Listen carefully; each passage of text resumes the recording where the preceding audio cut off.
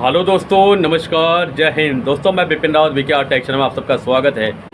दोस्तों देखिए, सबसे पहले स्क्रीन पे देखिए मेरे कंपनी में ये टैंकर आ रहा है लोड होने के लिए, और ये रोज़ आता है, एक दिन की बात नहीं है। रोज़ हमारे पास एक टैंकर आता है, रोज़ एक टैंकर तेल जाता है।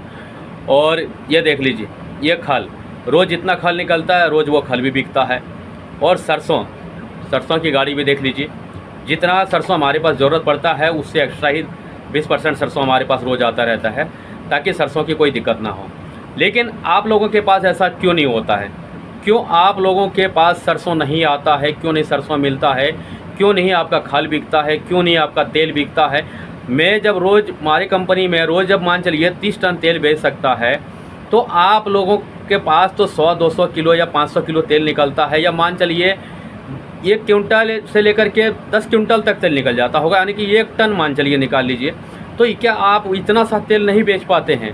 क्यों नहीं बेच पाते हैं? पहले कभी आपने इस बारे में सोचते हैं कभी आप लोग?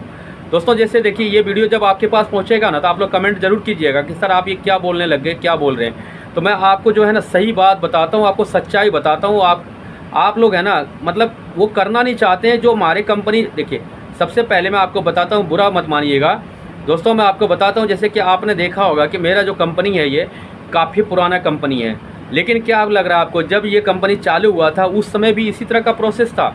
इतना इसका प्रोडक्शन उस समय यही था कि रोज़ एक टैंकर तेल बिक रहा था, रोज़ इतना खल जा रहा था, रोज़ इतना सरसों आ रहा था। आपको क्या लगता है कोई भी नया कंपनी होता है तो ऐसा होता है क्या? शुरू में दोस्तों हर कोई परेशान हो रहता है, हर कोई मेहनत करता है, और इसमें जो हिम्मत करके डटा रहता है ना दोस्तों, वही टिका रहता है मार्केट में। क्योंकि कंपटीशन का ज़माना है, आप लोगों को भी मालूम है। कई भाई लोग कई ना कई समस्याएं जो है ना लेके ही बैठे रहते हैं। कई भाई कहते हैं मेरा एक्सपेलर में तेल नहीं निकलता सही से, हमारा जो है नुकसान होता रहता है।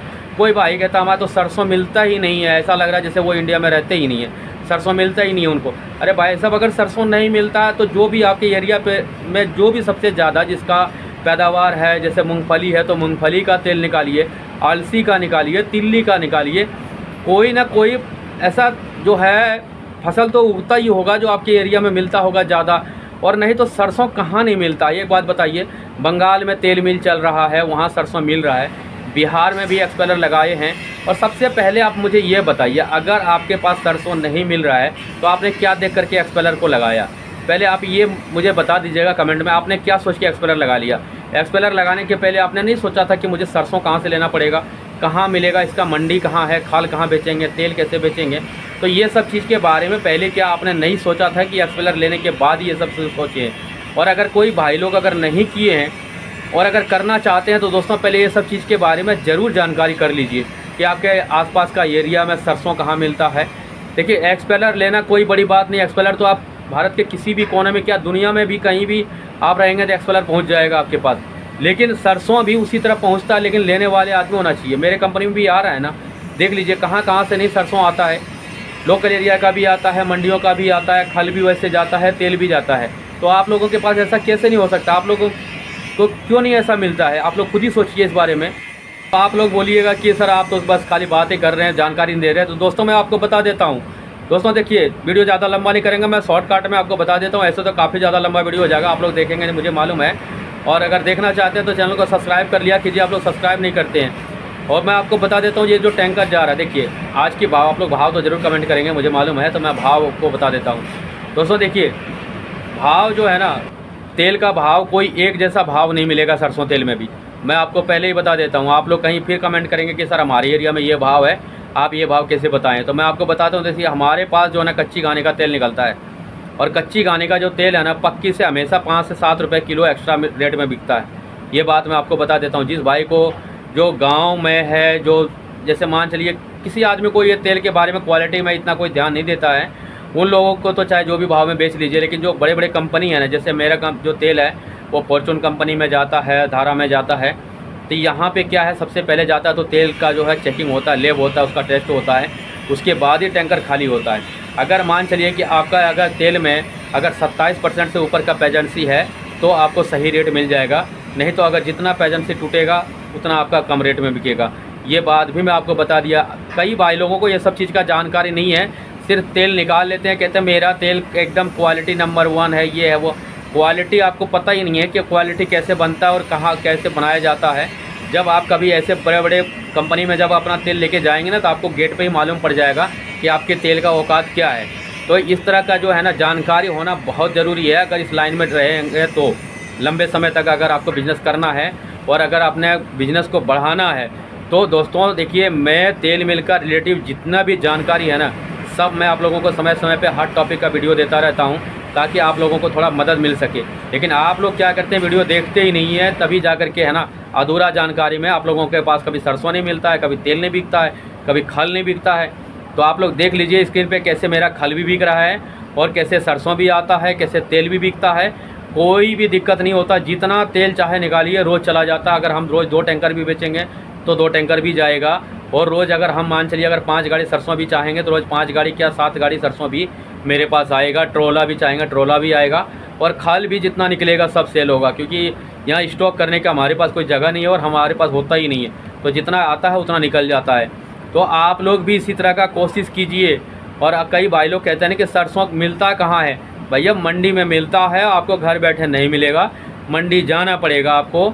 और अगर आप कहेंगे कि नंबर दे दीजिए, तो दोस्तों मैं आपको बता देता हूं कि कोई भी व्यापारी बिना मिले आपसे बात नहीं करेगा।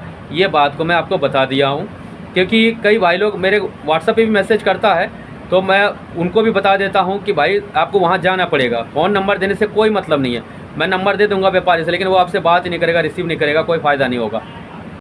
आप लोग मंडी पहुँचिए, वहाँ आपको काफ़ी कुछ जानकारी मिलेगा दोस्तों, सरसों के लेकर के खल को, ये सब चीज़ के बारे में वहाँ खुद ही आपको जानकारी मिल जाएगा। तो जो भाई लोगों के पास ऐसी समस्या है, तो आप लोग थोड़ा मंडी जाइए, मार्केट जाइए, जो आपके आसपास एरिया में जो मार्केट है, जहाँ तेल खल जो बिकता है, आप उनसे संपर्क कीजिए। आपके पास जितना खल निकलता है कोई बड़ा बात नहीं है, 2-4 बोरी अगर रोज़ खल निकलता है, मान चलिए क्विंटल 2 क्विंटल, तो इतना खल बेचने में कोई बड़ा बात नहीं। आप खुद ही समझ लीजिए ना, जब मेरे पास इतना माल सेल होता था, आपके पास थोड़ा थोड़ा माल होता, क्यों नहीं सेल हो सकता है। तो करने का कोशिश कीजिए दोस्तों। मैं आपको कोई ज़्यादा ज्ञान नहीं दे रहा हूँ, बस मैं कोशिश करता हूँ कि आप लोग जो निराशजनक जो कमेंट करते हैं उसमें थोड़ा मदद मिल सके आप लोगों को। अगर जानकारी अच्छी लगे तो लाइक कर दीजिएगा। मैं आपको एक बार भाव बता देता हूँ दोस्तों, सरसों तेल का जो भाव है, देखिए मेरा जो आज का भाव गया दोस्तों, 139 रुपये का भाव में गया ये टैंकर हमारा। और एक चीज़ मैं आपको और बता देता हूँ, इसमें GST अलग है, ट्रांसपोर्ट चार्ज अलग है, ये चीज़ मैं आपको बता दिया। सरसों जो मेरे पास आया, ये कोटा से आया हुआ है सरसों, और बहुत ही बढ़िया कंडीशन में है। लेब भी अच्छा है इसका, यानी कि 40 से ऊपर ही लेब है इसका, 40 से नीचे लेब नहीं है। और इसका जो भाव है दोस्तों मैं आपको बता देता हूँ, 6100 रुपये का मंडी का भाव में वहाँ पे लिया गया है। उसके बाद GST ट्रांसपोर्ट चार्ज वो अलग था। दूसरा बात खल का जो है, मैं खल का भाव भी बता देता हूँ आपको। सॉल्वेंट में अगर खल देंगे आप, तो दोस्तों 31 रुपये का भाव में मेरा सॉल्वेंट में खल जाता है।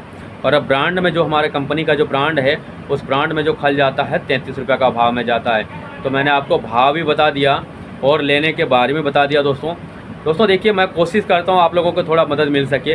बाकी आगे आपकी मर्ज़ी, आप चाहे जैसा भी आपका बिजनेस है, आप जैसा चाहें चला सकते हैं। धन्यवाद, जय हिंद। जानकारी अच्छे लगे तो लाइक कर दीजिए, नहीं तो कमेंट तो आप करिएगा ही, ये तो मुझे भी मालूम है।